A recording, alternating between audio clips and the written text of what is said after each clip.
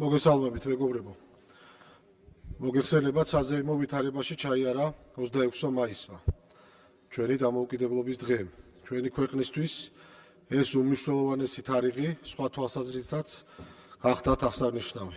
რადიკალურმა ოპოზიციამ, უსამშობლოებმა, როგორც მათ ჩვენ და ჩვენი საზოგადოება ვუწოდებთ, ქვეყნისა და ხალხის ერთიანობის დღეს, დამოუკიდებლობის დღეს საპროტესტო აქცია დაანონსა. ყველას კარგად გვახსოვს საზოგადოების მძაფრი რეაქცია მათ ამ ნაბიჯზე, რომლითაც კიდევ ერთხელ დაამტკიცეს, რომ მათში არაფერია არც ქართული და არც სახელმწიფოებრივი. თუმცა უსამშობლოების ამ გადაწყვეტილებაში არაფერია გასაკვირი. თუ კი გავიხსენებთ, რა ჩაიდინეს 2011 წლის 26 მაისს, ქვეყნის დამოუკიდებლობის დღეს, როდესაც მათი რეჟიმით უკმაყოფილო საქართველოს მოქალაქეები, ასეულობით ადამიანი, რომელთაც ამის დაფიქსირება საჯაროდ გაბედეს, 4 მხრით გამოიმწყვდიეს. გასაქცევი არ დაუტოვეს და იმდენად ბრუტალურად გაუსწორდნენ, რომ ასეულობით დასახიჩრებულ ადამიანს პირდაპირ საავადმყოფოს იატაკზე ყრიდნენ. ჩვენმა საზოგადოებამ კარგად იცის, რამხელა ადამიანური მსხვერპლი მოჰყვა დანაშაულს, რომელიც რეჟიმმა საქართველოს დამოუკიდებლობის დღეს ჩაიდინა. დარწმუნებული ბრძანდებოდეთ, საკუთარი პოლიტიკური მიზნის მისაღწევად გუშინაც დიდი სიამოვნებით გაიმეორებდნენ იმავეს.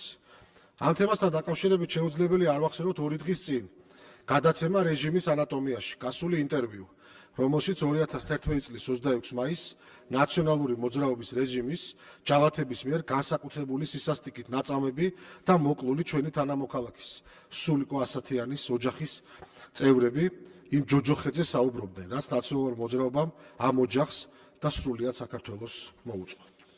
ამ შემაძრწუნებელ ინტერვიუში ოჯახის წევრები ხვდებიან, რომ სულიკო ასათიანი განსაკუთრებული სისასტიკით აწამეს, უმძიმესი ფიზიკური დაზიანებები მიაყენეს და ენა ამოგლიჯეს. ამდენი წლის შედეგაც კი ძალიან მძიმეა ამ თემაზე საუბარი. წარმოუდგენელია როგორც ამ სისტემური დანაშაულის მასშტაბი, ისე შეუძლებელია წარმოვიდგინოთ ის, თუ რაც გრძნობდნენ სულიკო ასათიანის ოჯახის წევრები, როდესაც ადამიანის კვლელი რეჟიმის მესვეურები ყველაფერთან ერთად გარდაცვლის დაკრძალვაზე მეზობლებსა და ნათესავებს მუქარით და დაშინებით უგზავნდნენ მისვლას. დღევანდელი გადმოსახედანაც კი როგორი დასაჯერებელია, რომ ეს საქართველოში ჩვენ ქვეყანაში ხდებოდა. ამ ფონზე ნაციონალური მოძრაობა, რომელსაც ქართული არაფერის ცხია და როგორც წავსულს, ისე დღესაც უცხოელი პატრონების დავალებებს ასრულებს, კიდევ ბედავს და სიტყვის თავისუფლებაზე და დემოკრატიაზე საუბრობს. სიტყვის თავისუფლებასა და დემოკრატიაზე, როდესაც ცოცხალი ადამიანი უსასტიკესად აწამეს და ენა ამოაჭრეს, მხოლოდ და მხოლოდ იმიტომ, რომ მათი რეჟიმის კრიტიკას, ანუ ხმის ამოღებას ბედავდა. ტრაგედიაა, რომ ჩვენს ხალხს მოუწია ცხოვრება ისეთ ქვეყანაში, სადაც ეს და მსგავსი დანაშაული, საშინელებათა ფილმის სცენარი კი არა, ჩვენი მოქალაქეობის ყოველდღიურობა იყო. ყოველდღიურობა, რომელშიც არათუ რეჟიმის კრიტიკა, თავისუფლად საუბარიც კი დაჟდადი იყო. ეს იყო ის ნაციონალური მოძრაობის რეალური სახე, წესი და რიგი, რის დამკვიდრებასაც ცდილობდნენ. თუ კი ვინმე მათი რეჟიმის წინააღმდეგ გამოიყიდა ხმას, ენას ამოგლიჯდნენ. წარმოიდგინეთ, რომ 2011 წლის 26 მაისის მოვლენების საკუთარი ხალხის წინაშე ჩადენილი საშინელი დანაშაულის შედეგაც კი მოახერხეს, რომ ტერორით, მუქარით თუ მოსყიდვით საზოგადოების მღელვარება ჩააცხრეს და რომ არა ბატონი ბიძინა ივანიშვილისა და ქართული ოცნების გამოჩენა ქართულ პოლიტიკაში ამ ყველაფრის დაკანონებასაც შეძლებდნენ.